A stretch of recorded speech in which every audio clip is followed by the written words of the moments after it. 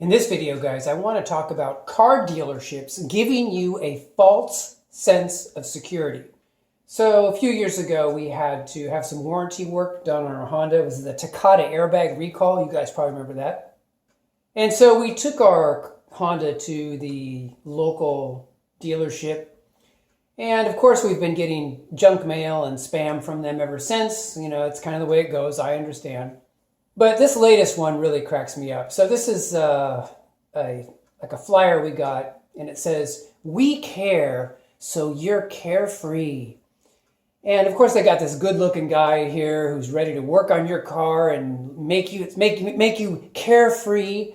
And I just have to say that that is the worst mentality that you can have when owning a vehicle.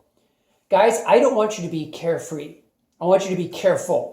Okay, when you own a vehicle, you need to be careful. You need to be careful how you drive it. You need to be careful about who works on it.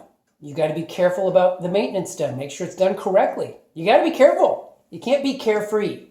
And this is part of kind of a bigger picture. They want you to rely upon them and be carefree.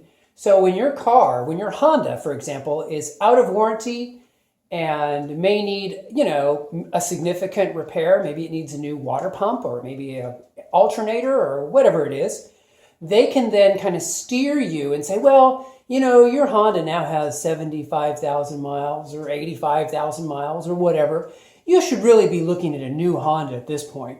And so then they can get you buying a new car, making those huge car payments, and then of course getting hit with depreciation like all new car buyers get hit. So anyway, guys, I just wanted to share with you that when I get this kind of stuff, I'm very, very leery of this kind of mentality, and I want to steer you guys away from having this mentality. This is what my channel is all about. I hope you guys are doing well, and I will talk to you guys in the next video. Take care.